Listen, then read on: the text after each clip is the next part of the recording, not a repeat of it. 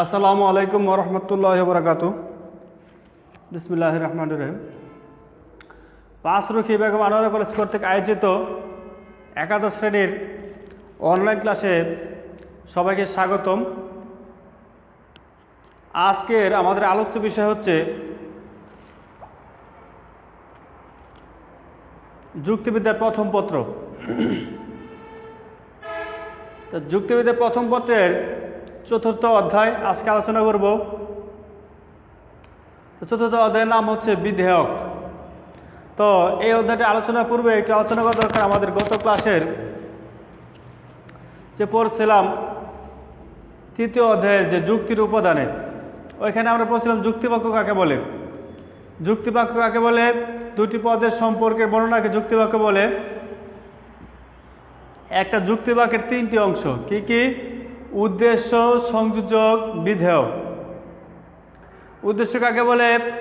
যার সম্পর্কে কোনো কিছু স্বীকার বা অস্বীকার করা হয় তাকে উদ্দেশ্য বলে। এখানে মানুষ সম্পর্কে স্বীকার করা হয়েছে তাই মানুষ পদটি কি? উদ্দেশ্য। আর এখানে কাক সম্পর্কে অস্বীকার করা হয়েছে তাই কাক কি? উদ্দেশ্য পদ। তাহলে আর বিধেয় কাকে বলে? উদ্দেশ্য সম্পর্কে যা কিছু স্বীকার বা অস্বীকার করা হয় তাকে বিধেয় পদ বলে। তাহলে বিধেয় কাকে বলে? উদ্দেশ্য সম্পর্কে যা কিছু স্বীকার বা অস্বীকার করা হয় তাকে বিধেয় পদ বলে। এখানে জীব পদটি আর এখানে কুকিল পদটি যুক্তিবাক্যে বিধেয়। এখন আসি বিধেয়ক কাকে বলে। সদর্থক যুক্তিবাক্যে বিধেয় পদের সাথে উদ্দেশ্য পদের যে সম্পর্কগুলো থাকতে পারে বা যে সম্পর্ক স্থাপন হইতে পারে ওই সম্পর্কগুলোকে বিধেয়ক বলে।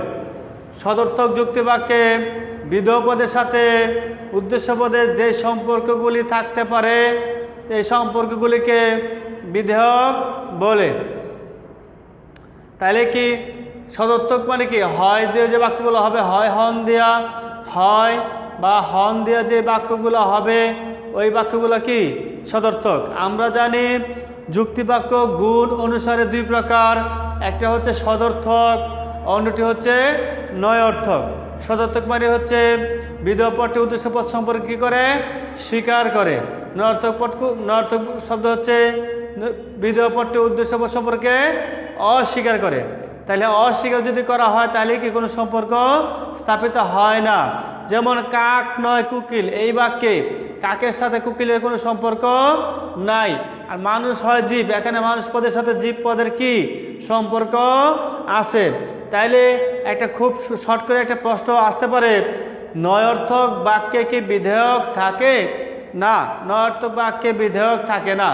কারণ নয়অর্থক বাক্যে উদ্দেশ্য পদের সাথে বিধেয় পদের কোনো সম্পর্ক থাকতে পারে না। আরেকটা প্রশ্ন হতে পারে, কোন ধরনের বাক্যে বিধেয়ক অনুপস্থিত? কোন ধরনের বাক্যে বিধেয়ক অনুপস্থিত? তাহলে কোন ধরনের বাক্য অনুপস্থিত? নয়অর্থক বাক্যে বিধেয়ক থাকে না, মানে কি নয়অর্থক বাক্যে কি বিধেয়ক অনুপস্থিত। নয়অর্থক বাক্যে বিধেয়ক অনুপস্থিত। আরেকটা প্রশ্ন আসতে পারে, বিধেয় ও বিধেয়ক কি এক? বিধেয় ও বিধেয়ক কি এক? না, বিধেয় ও বিধেয়ক এক নয়। কারণ বিধেয় হচ্ছে কি একটি পদ বা একটি যুক্তিবাক্যের অংশ, আর বিধেয়ক হচ্ছে বিধেয় পদের সাথে উদ্দেশ্য পদের সম্পর্কের নাম হচ্ছে কি বিধেয়ক। বিধেয় পদের সাথে উদ্দেশ্য পদের সম্পর্কের নাম হচ্ছে কি বিধেয়ক। এখন আসি আমাদের আলোচ্য বিষয়। এই বিধেয়ক এরিস্টটলের মতে বিধেয়ক 4 প্রকার আর পরিফিরির মতে বিধেয়ক 5 প্রকার। আমাদের আলোচ্য বিষয় এই বিধেয়ক। আমরা পরিফিরির এটাই পড়ব, কারণ এরিস্টটলের এটা আসে না। আমাদের পরীক্ষা এইটুকুই আসবে, এরিস্টটলের মতে কত প্রকার, পরিফিরির মতে কত প্রকার, এইটুকু আমাদের জ্ঞানমূলক আসবে।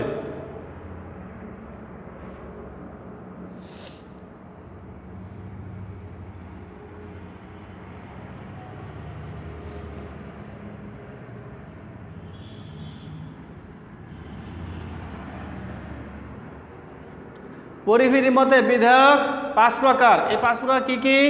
জাতি, উপজাতি, লক্ষণ, উপলক্ষণ, অবান্তর লক্ষণ। জাতি, উপজাতি, বিভেদক লক্ষণ, উপলক্ষণ, একটা হচ্ছে কি অবান্তর লক্ষণ। তাহলে জাতি কাকে বলে?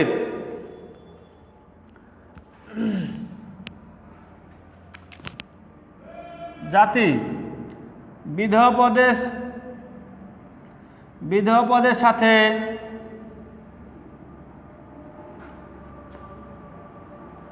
উদ্দেশ্য পদের এমন সম্পর্ক যে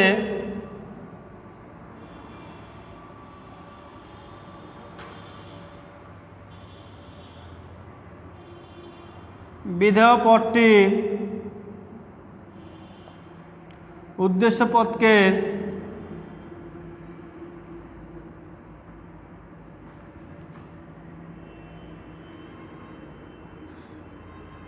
অন্তর্ভুক্ত করে,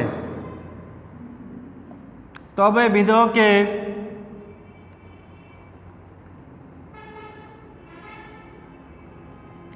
উদ্দেশ্য পদের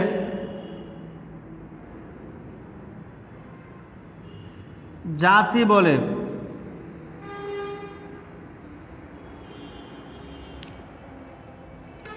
তাহলে জাতি কাকে বলে?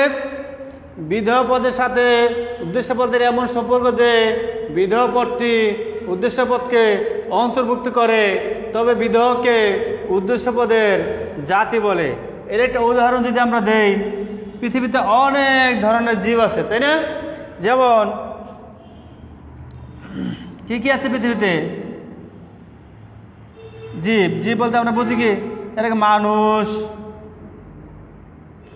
গরু, ছাগল, ভেড়া, হাঁস, মুরগি, এবং এরকমভাবে কুমির, বাঘ, এরকমভাবে হাতি, ঘোড়া, হ্যাঁ কি আছে, কবুতর, হ্যাঁ, রাজহাঁস, এরকমভাবে এক্সেট্রা অনেক কিছু, শিয়াল সহ বিভিন্ন প্রাণী, এরকম টিপে যা কিছু আছে, যার প্রাণ আছে তাই প্রাণী বা জীব, ঠিক আছে? তাহলে কি দেখা গেল? পুরাটাই কি জীব। জীবের ছক কি সব বেশি না? জীব মানে কি অনেক, পরিমাণে কি অনেক বেশি। আর মানুষ কত কোটি পৃথিবীতে? মানুষ আছে মাত্র কি 700 কোটি প্লাস। তাহলে যদি মানুষ থাকে 700 কোটি, আর তাহলে জীব হবে কত কোটি? অসংখ্য। মানে 700 আরো কয়েকটা গুণ দিলেও কি এরকম হবে না। তাহলে কি দাঁড়ালো বিষয়টা? জীব কি মানুষের তুলনায় কি বড় না? জীব কি পরিমাণে কি মানুষের তুলনায় কি বড়? মানুষকে কি করে সে অন্তর্ভুক্ত করে, এই কথাটা এখানে বলছি। বিধেয় পদের সাথে, এই যে বিধেয় পদের সাথে উদ্দেশ্য পদের, এই উদ্দেশ্য পদের এমন সম্পর্ক, কেমন সম্পর্ক? বিধেয় পদটি উদ্দেশ্য পদকে, এই বিধেয় পদটি উদ্দেশ্য পদকে কি করে? অন্তর্ভুক্ত করে। সে কি করে? তাকে কি করে? তার নিজের মাঝে নিয়ে আসে, তার মাঝে থাকে সে। তাইলে তাকে বিধেয় পদটিকে উদ্দেশ্য পদের জাতি বলে। সে কার চেয়ে বড়? সে কার বড়? কার চাইতে বড়? সে উদ্দেশ্যের তুলনায় কি বড়। এজন্য বিধেয় পদটাকে উদ্দেশ্য পদের জাতি বলে। তাইলে আমরা সঙ্গে কি বলবো? জাতি কাকে বলে? বিধেয় পদের সাথে উদ্দেশ্য পদের এমন সম্পর্ক যে বিধেয় পদটি উদ্দেশ্য পদকে অন্তর্ভুক্ত করে, তবে বিধেয়কে উদ্দেশ্য পদের জাতি বলে। তবে বিধেয় পদটিকে উদ্দেশ্য পদের জাতি বলে।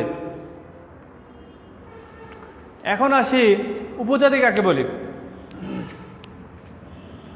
এটার উদাহরণ হচ্ছে, যেমন যদি বলা হয়, যেমন আমরা লিখব কি? সকল মানুষ হয় জীব। এখানে জীব পদটি মানুষ পদকে অন্তর্ভুক্ত করে, অতএব জীব পদটি কি মানুষ পদের কি জাতি, মানে বড়। জাতি মানে এটা আমরা যদি একটু বলি, তাহলে জাতি মানে কি বড় ধরে নেব আমরা। বড় তুলনামূলক কি উদ্দেশ্য তুলনায় কি, মানে উপজাতি তুলনায় কি সেটা কি বড়। যেমন হইলে কি সকল মানুষ হয় জীব। এখানে বিধেয়ের সাথে জীব পদের সাথে মানুষ পদের সম্পর্কটা কি? জীব পদ মানুষ পদকে অন্তর্ভুক্ত করে, অতএব জীব পদটিকে মানুষ পদের কি জাতি।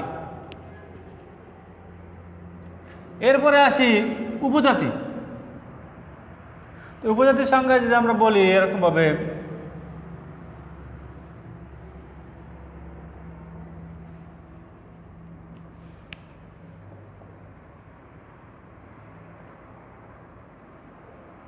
কিছু জীব হয় মানুষ, কিছু জীব হয় মানুষ। তাহলে এখানে সংখ্যাটা কি দাঁড়ালো? এখানে বিধেয় পদের সাথে উদ্দেশ্য পদের কেমন সম্পর্ক? এমন সম্পর্ক যে বিধেয় পদটি উদ্দেশ্য পদের অন্তর্ভুক্ত হয়। আগেটা ছিল কি করে, এখন কি অন্তর্ভুক্ত হয়। তাহলে বিধেয় পদের সাথে উদ্দেশ্য পদের এমন সম্পর্ক যে বিধেয় পদটি উদ্দেশ্য পদের, পদ কে না পদের, হ্যাঁ, উদ্দেশ্য পদের অন্তর্ভুক্ত করে না, এখানে অন্তর্ভুক্ত হয়। তবে বিধেয়কে উদ্দেশ্য পদের এখানে জাতি না হয় কি হবে? উপজাতি বলে। যেমন এটা। তাহলে কিভাবে অন্তর্ভুক্ত করে বা অন্তর্ভুক্ত হয়? তাহলে মানুষ পদটি কি জীব পদের কি অন্তর্ভুক্ত হয়? জীবের অন্তর্ভুক্ত হয়। মানুষ পদটি কি জীবের তুলনায় অনেক ছোট না? হ্যাঁ, অনেক ছোট। এই জন্য মানুষ পদটা কি হয়? জীব পদের অন্তর্ভুক্ত হয়। এই জন্য মানুষ পদটা জীব পদের কি উপজাতি। সে এই উদ্দেশ্য পদটা কার উপজাতি? মানুষ পদের উপজাতি। আগেটা কি ছিল? কি মানুষ কি ছিল? জীব পদের কি ছিল? উপজাতি। এখানে জীব উপজাতি কার তুলনায়? মানুষের তুলনায়। কারণ সে কি করছে? বিধেয় পদটি উদ্দেশ্য পদের অন্তর্ভুক্ত হয়। আগেটা সে অন্তর্ভুক্ত করে, আর এখন কি অন্তর্ভুক্ত হয়। ঠিক আছে, তাইলে এই সংখ্যাটা কি দাঁড়ালো? বিধেয় পদের সাথে উদ্দেশ্য পদের এমন সম্পর্ক যে বিধেয় পদের সাথে উদ্দেশ্য পদের এমন সম্পর্ক যে বিধেয় পদটি উদ্দেশ্য পদের অন্তর্ভুক্ত হয়। সে তুলনামূলক তার সাথে কি ছোট, এই জন্য তাকে বলা হয় কি উপজাতি। বলছিলাম এটা ছিল বড়, এটা ছিল কি ছোট। এই গেল জাতি উপজাতি।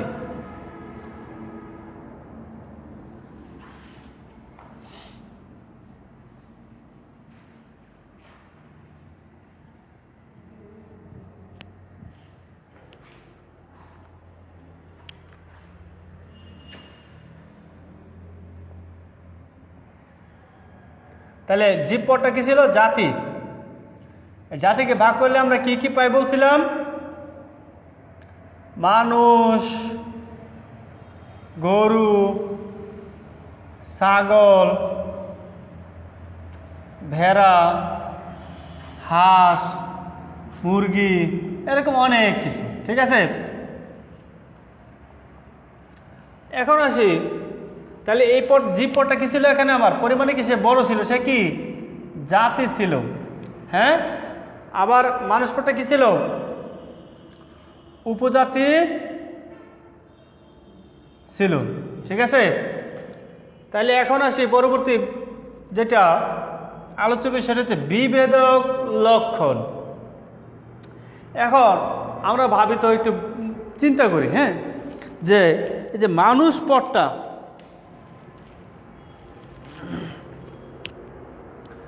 মানুষ, গরু, তাহলে এ যদি জাতি হয় তাহলে এখানে উপজাতি সবগুলোই তো উপজাতি।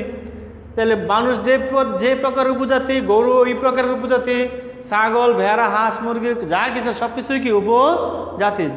যদি জাতি হয় তাহলে বাকি সব প্রাণী কি এক একটা উপজাতি। এখন আসি, এই যে গরু, ছাগল, হাঁস, মুরগি, ভেড়া, মাছ টাছ যাই আছে অন্যান্য প্রাণী থেকে মানুষ পৃথক কেন? মানুষকে পার্থক্য করা যায়, একটা গুণ আছে মানুষের, সেই গুণটা কি? হ্যাঁ, সেই গুণটা হচ্ছে কি বুদ্ধি। সেই গুণটা কি? বুদ্ধি বৃত্তি। মানুষ পদের এমন একটা গুণ আছে যে গুণটা সে কি করে তাকে অন্যান্য উপজাতি থেকে পৃথক করতে পারে। তাহলে উপলক্ষণ বিভেদক লক্ষণ কাকে বলে? কোন পদের এমন গুণ যা তাকে সমজাতীয়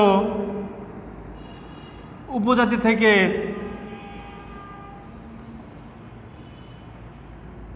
পৃথক করে। তাহলে কোন পদের এমন গুণ যা তাকে সমজাতীয় উপজাতি থেকে পৃথক করে তাকে বিভেদক লক্ষণ বা লক্ষণ বলে। এটার এক নাম লক্ষণ। এটাকে আমি বলি চেনার উপায়, চেনার উপায়, চিহ্নিত করার উপায়। তাহলে লক্ষণ কাকে বলে? কোনো পদের এমন গুণ যা তাকে সমজাতীয় উপজাতি থেকে পৃথক করে। কোনো পদের এমন গুণ যা তাকে সমজাতীয় উপজাতি থেকে পৃথক করে তাকে বিভেদক লক্ষণ বলে। এখন আসি, তো যেমন বুদ্ধি, যেমন কি বুদ্ধি, বুদ্ধি কি এই মানুষ পদের কি বিভেদক লক্ষণ বা চেনার উপায়। বুদ্ধি দ্বারা কি মানুষ কি গরু, ছাগল, হাঁস, মুরগি এগুলো থেকে পৃথক। বুদ্ধি থাকার ফলেই কি মানুষ অন্যান্য প্রাণী থেকে পৃথক।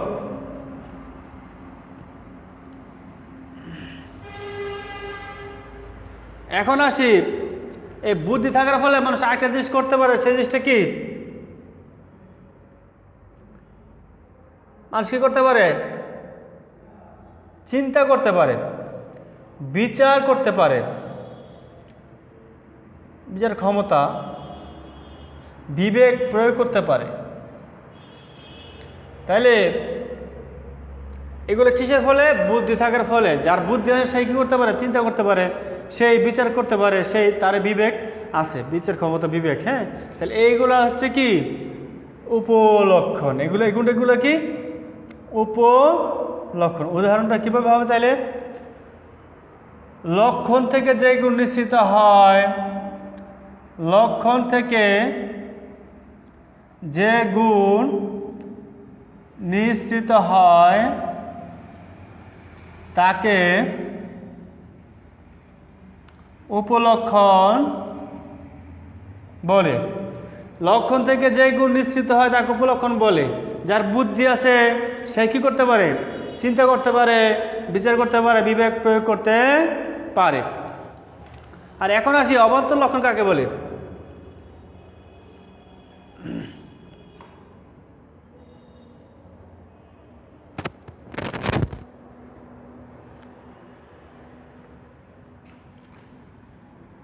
কোন পদের আবশ্যিক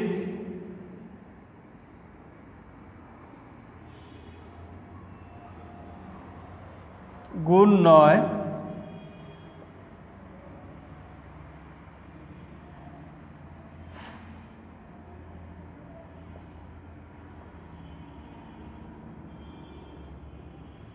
আবার ওই গুণ থেকে নিঃসৃত হয় না, তাকে অবান্তর লক্ষণ বলে। তাহলে অবান্তর লক্ষণ কাকে বলে? কোনো পদের আবশ্যিক গুণ নয়, কোনো পদের আবশ্যিক গুণ নয়, আবার ওই গুণ থেকে নিশ্চিত হয় না, তাকে অবান্তর লক্ষণ বলে। তাহলে আবশ্যিক গুণ কি? যে গুণটা অবশ্যই থাকে ওই গুণটাকে বলা হয় আবশ্যিক গুণ। আর আবশ্যিক গুণ থাকার ফলে ওইটা থেকে যেসব গুণ আসে ওইগুলোকে বলা কি? তার থেকে নিশ্চিত গুণ। তাহলে আমরা দেখি মানুষ পদের আবশ্যিক গুণ কি? মানুষ পদের আবশ্যিক গুণ হচ্ছে জীববৃত্তি ও বুদ্ধিবৃত্তি। জীববৃত্তি ও বুদ্ধিবৃত্তি। তাইলে আবশ্যিক গুণ কোনটা? বুদ্ধিবৃত্তি কি মানুষ পদের কি আবশ্যিক গুণ? তাইলে এখানে আবশ্যিক গুণ বলতে বুদ্ধিবৃত্তিকে বোঝায়। আবার ওই গুণ থেকে নিশ্চিত হয় না মানে কি? ওই গুণ থেকে নিশ্চিত, বুদ্ধি থেকে নিশ্চিত, লক্ষ্য থেকে নিশ্চিত কি মানে উপলক্ষণ। তাহলে আবশ্যিক গুণ বলতে বুদ্ধিবৃত্তিকে বোঝায়, আর ওই গুণ থেকে নিশ্চিত হচ্ছে চিন্তা, বিচার বিবেক ক্ষমতা, এগুলোকে বোঝানো হয়। তাইলে আবশ্যিক গুণ নয়, বা ওই গুণ থেকে নিশ্চিত হয় না, তাকে অবান্তর লক্ষণ বলে। এটাকে আমি একটু সহজ যদি বলি, কোন পদের লক্ষণ যা লক্ষণ বা উপলক্ষণ নয় তাই কি অবান্তর লক্ষণ। তাই অবান্তর লক্ষণ। যা লক্ষণ কিংবা উপলক্ষণ নয় তাই কি অবান্তর লক্ষণ। যা লক্ষণ কিংবা উপলক্ষণ নয় তাই কি অবান্তর লক্ষণ। যেমন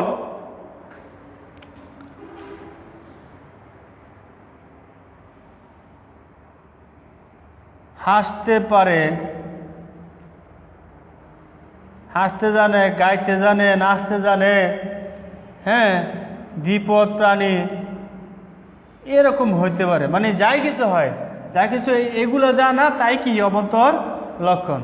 হাসতে জানে, গাইতে জানে, হ্যাঁ, নাচতে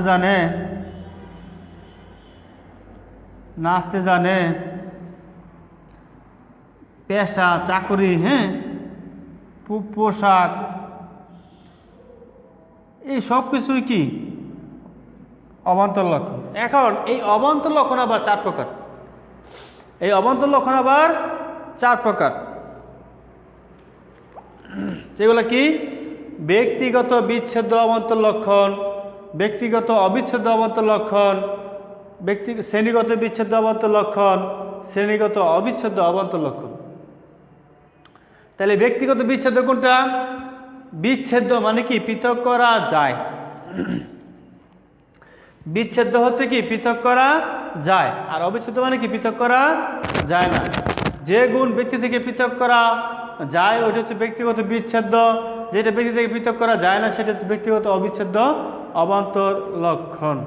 যেমন বিচ্ছেদ্য কোনটা? আমার পেশা। যেমন মিস্টার কামাল সাহেব একজন গুণী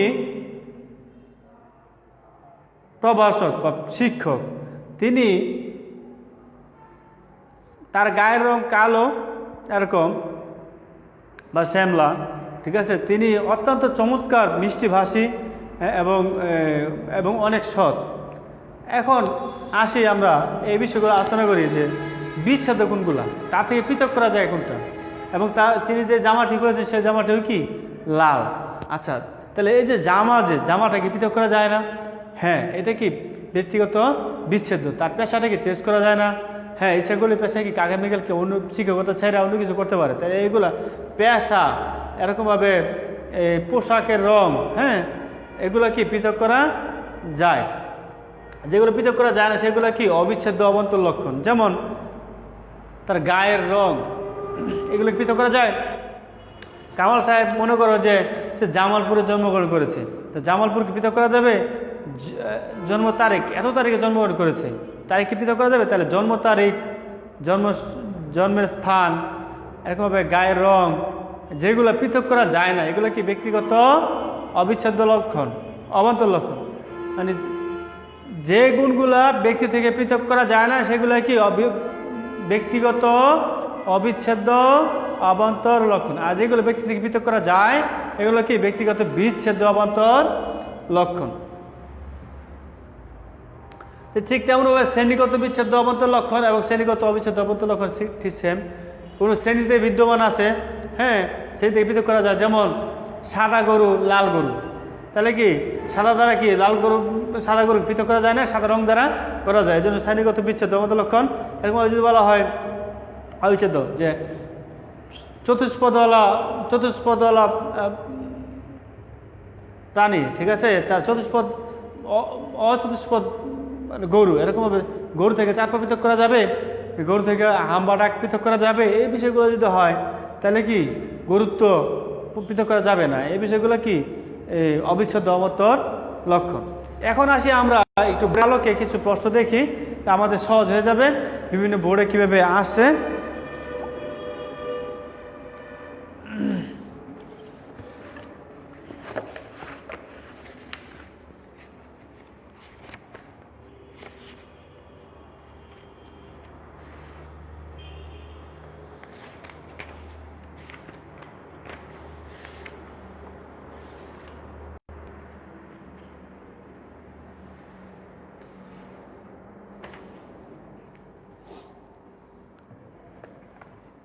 দুই হাজার আঠারো সালে এখানে লেখা আছে, একটু মুছে নেই বিষয়টা, হ্যাঁ।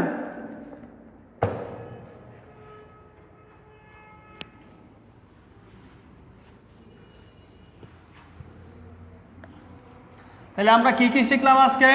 বিধায়ক কাকে বলে? তাহলে বিধায়ক কাকে বলে? সদর্থক যুক্তি বাক্যে বিধেয় পদের সাথে উদ্দেশ্য পদের সম্পর্ককে বিধায়ক বলে। এই বিধেয় কয় প্রকার?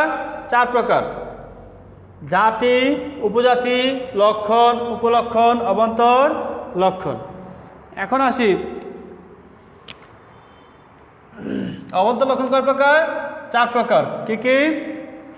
ব্যক্তিগত বিচ্ছেদ্য, ব্যক্তিগত অবিচ্ছেদ্য, শ্রেণীগত বিচ্ছেদ্য, শ্রেণীগত অবিচ্ছেদ্য অবান্তর লক্ষণ। কথা সাহিত্যিক হুমায়ুন আহমেদ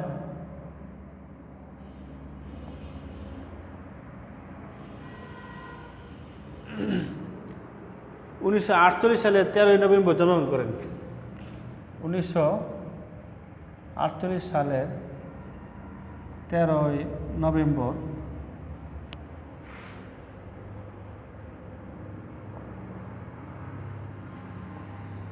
জন্মগ্রহণ করেন। তিনি ছিলেন মৃতভাষী।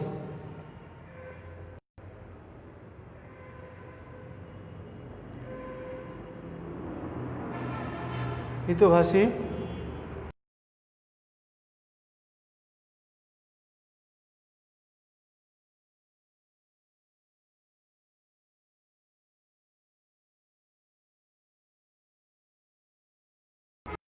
আসল বিচক্ষণ।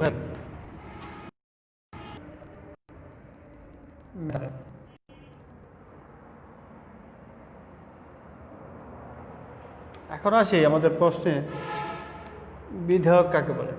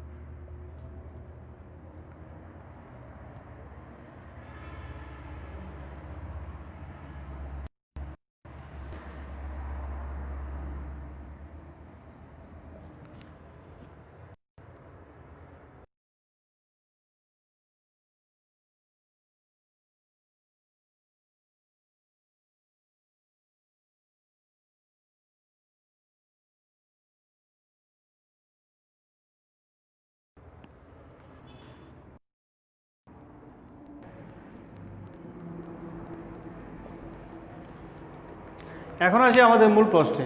তাহলে আমরা জানি কথা সাহিত্যিক হুমায়ুন আহমেদ 1948 সালের 13 নভেম্বর জন্মগ্রহণ করেন। তিনি ছিলেন মৃতভাষী, হাস্যোজ্জ্বল, বিচক্ষণ, মেধাবী। তাহলে এই যে জন্মগ্রহণ ছিল 1948 সালের 13 নভেম্বর, এটা কি ছিল? ব্যক্তিগত বিচ্ছেদ না অবিচ্ছেদ্য? বিচ্ছেদ মানে পৃথক করা যায় না? পৃথক করা যায় না। তাহলে কি এটি পৃথক করা, ব্যক্তি থেকে পৃথক করা যায় না। তাহলে এটি কি প্রথম বাক্যে? এটি কি ব্যক্তিগত অবিচ্ছেদ্য অবান্তর লক্ষণ। তাহলে গ নম্বর কি পাইছি আমরা? ব্যক্তিগত অবিচ্ছেদ্য অবান্তর লক্ষণ। আর ঘ নম্বর কি বলছে? বাক্যটিতে গুণাগুণ উল্লেখ করা হয়েছে, তা বিশ্লেষণ করো। গুণাগুণ কি ছিল? মৃতভাষী, এটা চেঞ্জ হতে পারে, হাস্যোজ্জ্বল চেঞ্জ হতে পারে, বিচক্ষণ, মেধাবী। হ্যাঁ, বিচক্ষণটা আমরা যদি উপলক্ষণ দিতে পারি, ঠিক আছে, এই দুইটি উপলক্ষণ দিতে পারি, তাহলে কিংবা অবান্তর লক্ষণ দিতে পারি, কিন্তু আমরা মূলত উপলক্ষণ দিতে পারি। এটা উপলক্ষণ দিতে পারি, উপলক্ষণ বিচক্ষণ, তো যেটা উপলক্ষণ এটা দিতে পারি আমরা কি? অবান্তর